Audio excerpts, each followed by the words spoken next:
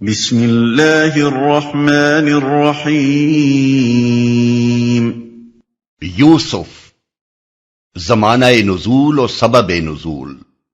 اس سورے کے مضمون سے مترشح ہوتا ہے کہ یہ بھی زمانہ قیام مکہ کے آخری دور میں نازل ہوئی ہوگی، جبکہ قریش کے لوگ اس مسئلے پر غور کر رہے تھے کہ نبی صلی اللہ علیہ وسلم کو قتل کر دیں یا جلاوطن کریں یا قید کر دیں۔ اس زمانے میں بعض کفار مکہ نے غالباً یہودیوں کے اشارے پر نبی صلی اللہ علیہ وسلم کا امتحان لینے کے لیے آپ سے سوال کیا کہ بنی اسرائیل کے مصر جانے کا کیا سبب ہوا۔ چونکہ اہل عرب اس قصے سے ناواقف تھے، اس کا نام و نشان تک ان کے ہاں کی روایات میں نہ پایا جاتا تھا، اور خود نبی صلی اللہ علیہ وسلم کی زبان سے بھی اس سے پہلے کبھی اس کا ذکر نہ سنا گیا تھا۔ اس لیے انہیں توقع تھی کہ آپ یا تو اس کا مفصل جواب نہ دے سکیں گے یا اس وقت ٹال مٹول کر کے بعد کسی یہودی سے پوچھنے کی کوشش کریں گے، اور اس طرح آپ کا بھرم کھل جائے گا۔ لیکن اس امتحان میں انہیں الٹی منہ کی کھانی پڑی۔ اللہ تعالیٰ نے صرف یہی نہیں کیا کہ فوراً اسی وقت یوسف علیہ السلام کا یہ پورا قصہ آپ کی زبان پر جاری کر دیا، بلکہ مزید برآں اس قصے کو قریش کے اس معاملے پر چسپاں بھی کر دیا جو وہ برادران یوسف کی طرح حضرت صلی اللہ علیہ وسلم کے ساتھ کر رہے تھے۔ مقاصد نزول۔ اس طرح یہ قصہ دو اہم مقاصد کے لیے نازل فرمایا گیا تھا۔ ایک یہ کہ محمد صلی اللہ علیہ وسلم کی نبوت کا ثبوت، اور وہ بھی مخالفین کا اپنا منہ مانگا ثبوت بہم پہنچایا جائے، اور ان کے خود تجویز کردہ امتحان میں یہ ثابت کر دیا جائے کہ آپ سنی سنائی باتیں بیان نہیں کرتے، بلکہ فی الواقع آپ کو وحی کے ذریعے سے علم حاصل ہوتا ہے۔ اس مقصد کو آیات 3 اور 7 میں بھی صاف صاف واضح کیا گیا ہے، اور آیات 102 103 میں بھی پورے زور کے ساتھ اس کی تصریح کی گئی ہے۔ دوسری یہ کہ سرداران قریش اور محمد صلی اللہ علیہ وسلم کے درمیان اس وقت جو معاملہ چل رہا تھا، اس پر برادران یوسف اور یوسف علیہ السلام کے قصے کو چسپاں کرتے ہوئے قریش والوں کو بتایا جائے کہ آج تم اپنے بھائی کے ساتھ وہی کچھ کر رہے ہو جو یوسف کے بھائیوں نے ان کے ساتھ کیا تھا، مگر جس طرح وہ خدا کی مشیت سے لڑنے میں کامیاب نہ ہوئے اور آخر کار اسی بھائی کے قدموں میں آ رہے جس کو انہوں نے کبھی انتہائی بے رحمی کے ساتھ کنویں میں پھینکا تھا، اسی طرح تمہاری زور آزمائی بھی خدائی تدبیر کے مقابلے میں کامیاب نہ ہو سکے گی، اور ایک دن تمہیں بھی اپنے اسی بھائی سے رحم و کرم کی بھیک مانگنی پڑے گی جسے آج تم مٹا دینے پر تلے ہوئے ہو۔ یہ مقصد بھی سورہ کے آغاز میں صاف صاف بیان کر دیا گیا ہے۔ چنانچہ فرمایا،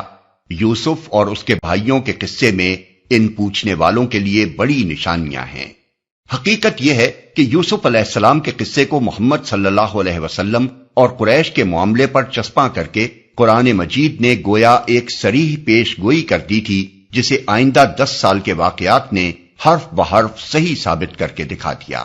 اس سورہ کے نزول پر 1.5-2 سال ہی گزرے ہوں گے کہ قریش والوں نے برادران یوسف کی طرح محمد صلی اللہ علیہ وسلم کے قتل کی سازش کی، اور آپ کو مجبوراً ان سے جان بچا کر مکہ سے نکلنا پڑا۔ پھر ان کی توقعات کے بالکل خلاف آپ کو بھی جلا وطنی میں ویسا ہی عروج و اقتدار نصیب ہوا جیسا یوسف علیہ السلام کو ہوا تھا۔ پھر فتح مکہ کے موقع پر ٹھیک ٹھیک وہی کچھ پیش آیا جو مصر کے پایہ تخت میں یوسف علیہ السلام کے سامنے ان کے بھائیوں کی آخری حضوری کے موقع پر پیش آیا تھا۔ وہاں جب برادران یوسف انتہائی عجز و درماندگی کی حالت میں ان کے آگے ہاتھ پھیلائے کھڑے تھے اور کہہ رہے تھے کہ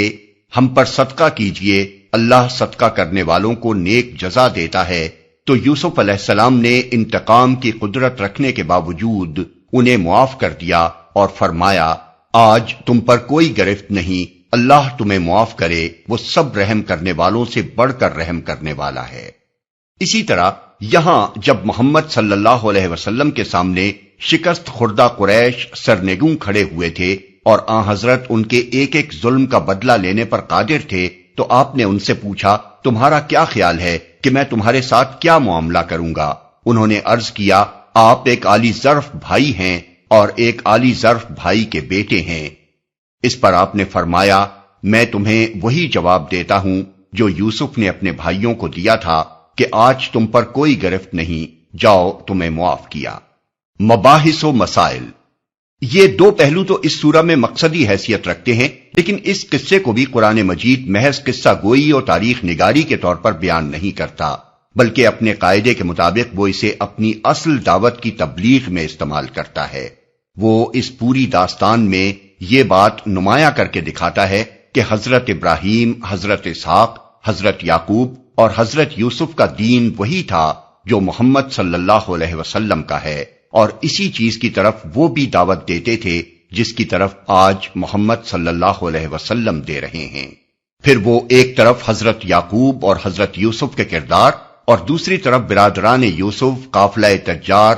عزیز مصر، اس کی بیوی، بیگمات مصر اور حکام مصر کے کردار ایک دوسرے کے مقابلے میں رکھ دیتا ہے، اور محض اپنے انداز بیان سے سامعین و ناظرین کے سامنے یہ خاموش سوال پیش کرتا ہے کہ دیکھو، ایک نمونے کے کردار تو وہ ہیں جو اسلام یعنی خدا کی بندگی اور حساب آخرت کے یقین سے پیدا ہوتے ہیں، اور دوسرے نمونے کے کردار وہ ہیں جو کفر و جاہلیت اور دنیا پرستی اور خدا و آخرت سے بے نیازی کے سانچوں میں ڈھل کر تیار ہوتے ہیں۔ اب تم خود اپنے ضمیر سے پوچھو کہ وہ ان میں سے کس نمونے کو پسند کرتا ہے۔ پھر اس قصے سے قرآن حکیم ایک اور گہری حقیقت بھی انسان کے ذہن نشین کرتا ہے، اور وہ یہ ہے کہ اللہ تعالیٰ جو کام کرنا چاہتا ہے وہ بہرحال پورا ہو کر رہتا ہے۔ انسان اپنی تدبیروں سے اس کے منصوبوں کو روکنے اور بدلنے میں کبھی کامیاب نہیں ہو سکتا، بلکہ بسا اوقات انسان ایک کام اپنے منصوبے کی خاطر کرتا ہے اور سمجھتا ہے کہ میں نے ٹھیک نشانے پر تیر مار دیا، مگر نتیجے میں ثابت ہوتا ہے کہ اللہ نے اسی کے ہاتھوں سے وہ کام لے لیا جو اس کے منصوبے کے خلاف اور اللہ کے منصوبے کے عین مطابق تھا۔ یوسف علیہ السلام کے بھائی جب ان کو کنویں میں پھینک رہے تھے تو ان کا گمان تھا کہ ہم نے اپنی راہ کے کانٹے کو ہمیشہ کے لیے ہٹا دیا،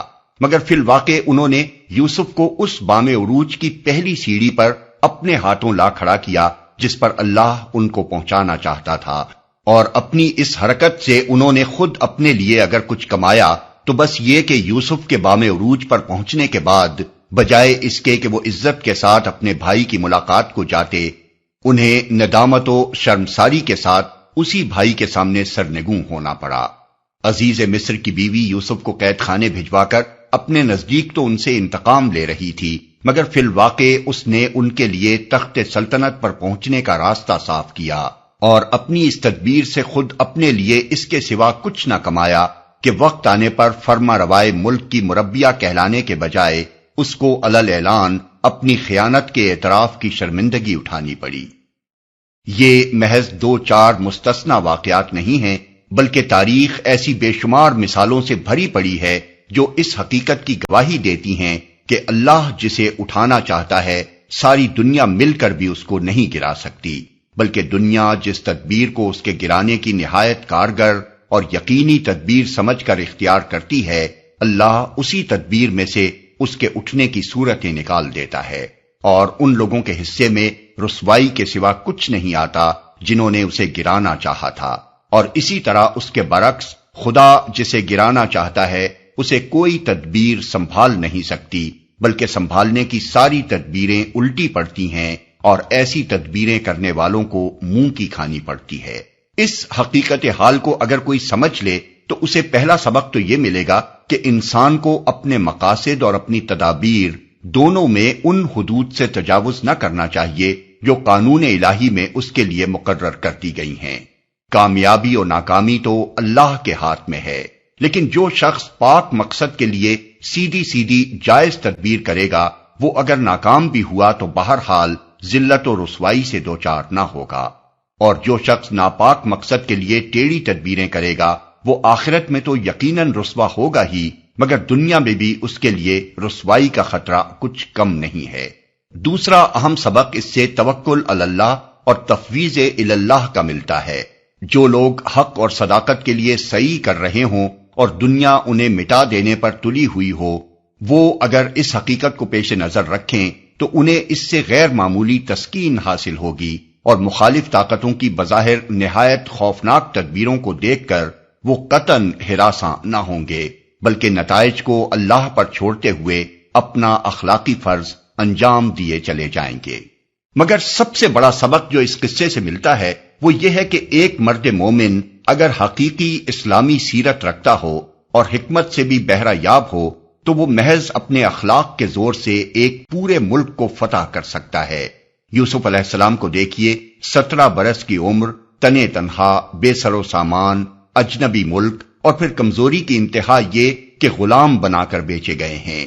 تاریخ کے اس دور میں غلاموں کی جو حیثیت تھی وہ کسی سے پوشیدہ نہیں۔ اس پر مزید یہ کہ ایک شدید اخلاقی جرم کا الزام لگا کر انہیں جیل بھیج دیا گیا، جس کی میعاد سزا بھی کوئی نہ تھی۔ اس حالت تک گرا دیے جانے کے بعد وہ محض اپنے ایمان اور اخلاق کے بل پر اٹھتے ہیں اور بالآخر پورے ملک کو مسخر کر لیتے ہیں۔ تاریخی اور جغرافی حالات۔ اس قصے کو سمجھنے کے لیے ضروری ہے کہ مختصراً اس کے متعلق کچھ تاریخی اور جغرافی معلومات بھی ناظرین کے پیش نظر رہیں۔ حضرت یوسف علیہ السلام حضرت یعقوب کے بیٹے، حضرت اسحاق کے پوتے اور حضرت ابراہیم کے پڑ پوتے تھے۔ بائبل کے بیان کے مطابق، جس کی تائید قرآن کے اشارات سے بھی ہوتی ہے، حضرت یعقوب کے 12 بیٹے 4 بیویوں سے تھے۔ حضرت یوسف اور ان کے چھوٹے بھائی بن یمین ایک بیوی سے اور باقی 10 دوسری بیویوں سے۔ فلسطین میں حضرت یعقوب کی جائے قیام ہبرون موجودہ الخیل کی وادی میں تھی، جہاں حضرت اسحاق اور ان سے پہلے حضرت ابراہیم رہا کرتے تھے۔ اس کے علاوہ حضرت یعقوب کی کچھ زمین سکم موجودہ نابلس میں بھی تھی۔ بائبل کے علماء کی تحقیق اگر درست مانی جائے تو حضرت یوسف کی پیدائش 1906 قبل مسیح کے لگ بھگ زمانے میں ہوئی، اور 1890 قبل مسیح کے قریب زمانے میں وہ واقعہ پیش آیا جس سے اس قصے کی ابتدا ہوتی ہے، یعنی خواب دیکھنا اور پھر کنویں میں پھینکا جانا۔ اس وقت حضرت یوسف کی عمر 17 برس کی تھی۔ جس کنویں میں وہ پھینکے گئے وہ بائبل اور تلمود کی روایات کے مطابق سکم کے شمال میں دوتن موجودہ دوسان کے قریب واقع تھا، اور جس قافلے نے انہیں کنویں سے نکالا وہ جلعاد شرق اردن سے آ رہا تھا اور مصر کی طرف عازم تھا۔ جلعاد کے کھنڈر اب بھی دریائے اردن کے مشرق میں وادی الیابس کے کنارے واقع ہیں۔ مصر پر اس زمانے میں 15ویں خاندان کی حکومت تھی، جو مصری تاریخ میں چرواہے بادشاہوں کے نام سے یاد کیا جاتا ہے۔ یہ لوگ عربی النسل تھے اور فلسطین و شام سے مصر جا کر 2000 برس قبل مسیح کے لگ بھگ زمانے میں سلطنت مصر پر قابض ہو گئے تھے۔ عرب مورخین و مفسرین قرآن نے ان کے لیے امالیق کا نام استعمال کیا ہے، جو مصریات کی موجودہ تحقیقات سے ٹھیک مطابقت رکھتا ہے۔ مصر میں یہ لوگ اجنبی حملہ آور کی حیثیت رکھتے تھے، اور ملک کی خانگی نزاعات کے سبب سے انہیں وہاں اپنی بادشاہی قائم کرنے کا موقع مل گیا تھا۔ یہی سبب ہوا کہ ان کی حکومت میں حضرت یوسف کو عروج حاصل کرنے کا موقع ملا، اور پھر بنی اسرائیل وہاں ہاتھوں ہاتھ لیے گئے۔ ملک کے بہترین زرخیز علاقے میں آباد کیے گئے اور ان کو وہاں بڑا اثر و رسوخ حاصل ہوا، کیونکہ وہ ان غیر ملکی حکمرانوں کے ہم جنس تھے۔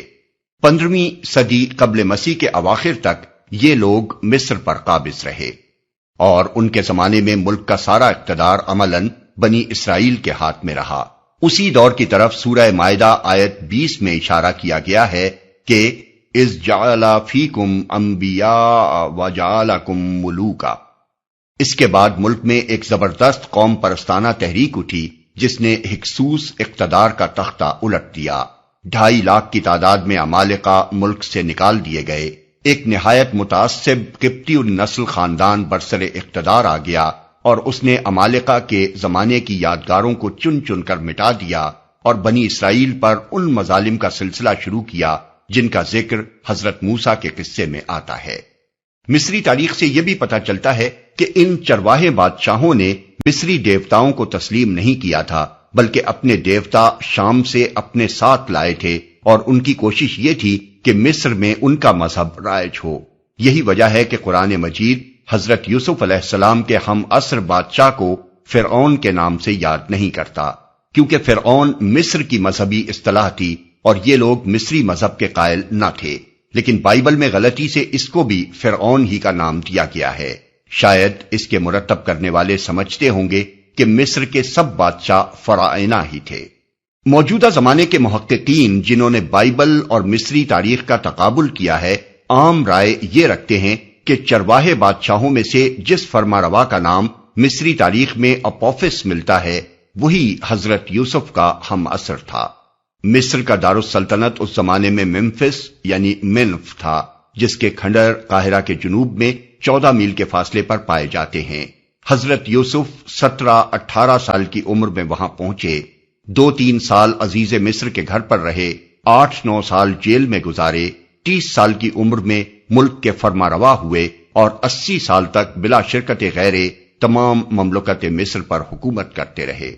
اپنی حکومت کے 9ویں یا 10ویں سال انہوں نے حضرت یعقوب کو اپنے پورے خاندان کے ساتھ فلسطین سے مصر بلا لیا اور اس علاقے میں آباد کیا جو دمیات اور قاہرہ کے درمیان واقع ہے۔ بائبل میں اس علاقے کا نام جوشن یا گوشن بتایا گیا ہے۔ حضرت موسیٰ کے زمانے تک یہ لوگ اسی علاقے میں آباد رہے۔ بائبل کا بیان ہے کہ حضرت یوسف نے 110 سال کی عمر میں وفات پائی